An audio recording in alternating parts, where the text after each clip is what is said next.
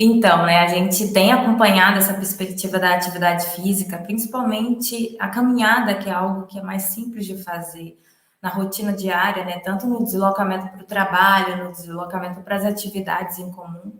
E quando a gente pensa nisso em relação, né, aos dois painéis, tanto da mobilidade quanto da obesidade, a gente tem uma articulação interessante, porque ao mesmo tempo que um painel está ali promovendo o debate em relação ao planejamento urbano, a segurança e tudo mais, a gente tem um lado da saúde que quer, né, que deseja que existem mais espaços para as pessoas no geral, tanto crianças, adultos e idosos, poderem se exercitar de forma segura, pensando que a atividade física é promotora da saúde e é um agente que previne a obesidade, né?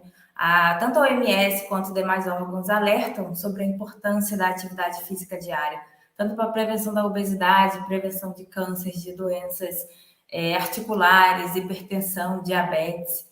Então, isso é um ponto importante, até entra no tratamento, quando a gente pensa na obesidade já instalada, entra até no guia, né, dentro do tratamento da obesidade, porque auxilia muito a parte da saúde mental das pessoas com obesidade, porque a gente sabe que o tratamento é difícil, é doloroso, então praticar um exercício que facilite um pouco a vida dessa pessoa é importante. E quando a gente pensa, né, na semana do caminhar e na caminhada, promove uma sensação de bem-estar para as pessoas, auxilia nas questões articulares. Então, é uma possibilidade importante, né? A gente está pensando nisso na perspectiva da saúde hoje.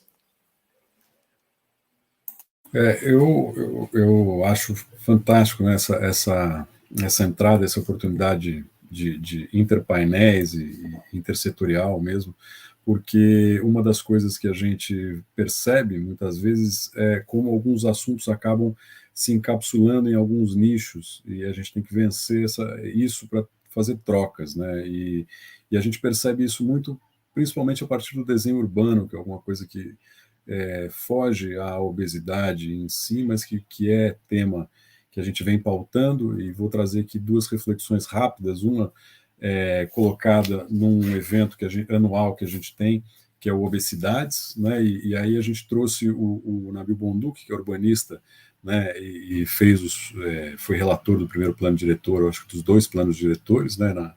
Nos últimos dois na cidade, em que ele coloca como a ideia de urbanismo, de planejamento urbano, estão relacionados com a saúde, né? Que a ideia de que surge a ideia dos primeiros protocolos e desenhos urbanos, surgem lá nos idos do século XIX, para pensar naquelas cidades que estavam se industrializando, como que garantir a saúde das pessoas, né? Então, quais são as regras mínimas para que aquela quantidade de pessoas que estão juntas possam conviver de forma saudável, né?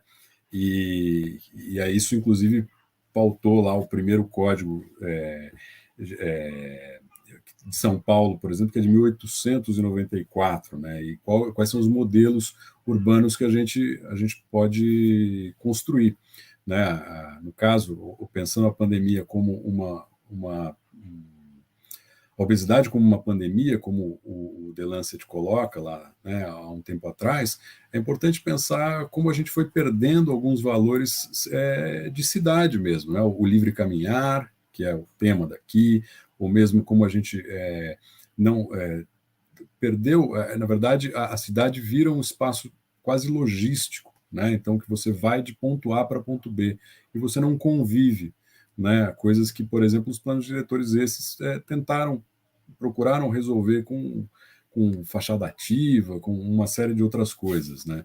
A segunda é uma revista recente também, o Lancet, numa edição recente, sobre planejamento urbano, né, e saúde, acho que de maio desse ano, em que esse tipo de proposta se coloca. Afinal de contas, ao pensar como é que a gente deveria ou poderia conviver, quais são as escolhas sendo feitas, quais são os modais que a gente vai utilizar ou não vai utilizar, qual o impacto de uma vida com um ar melhor, com calçadas mais largas, na saúde e na possibilidade de uma vida ativa, né? E aí são dois pontos que eu gostaria de partir para pensar que são temas que estão associados, né? Acho que hoje em dia, mais da metade da população, salvo engano, vive em cidades, né, no mundo. E aí a gente precisa ter esse tema levado muito a sério.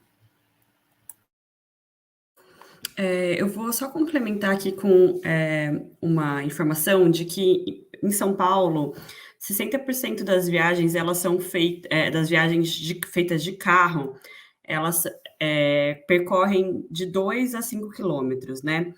Um adulto, hoje, ele consegue, em 15 minutos, basicamente, percorrer uma distância de aproximadamente 1 quilômetro.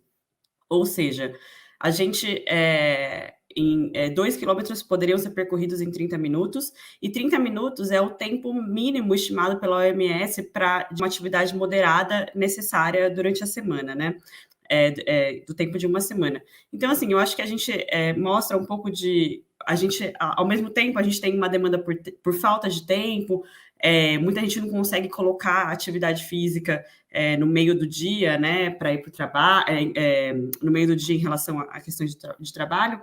Então, eu acho que é mais uma reflexão da gente pensar, né, o quanto que parte dos deslocamentos que a gente faz hoje não poderiam ser trocados pelo deslocamento a pé, trazendo já uma qualidade de vida e uma questão de saúde física e mental nesses trajetos diários, né? Então, assim, ao invés de você ir com o seu carro, você iria faria esse trajeto a pé, né, de até 2 quilômetros. Mas claro que tem toda uma questão de cidade, de qualidade de ambiente relacionado a isso, mas é mais uma reflexão mesmo.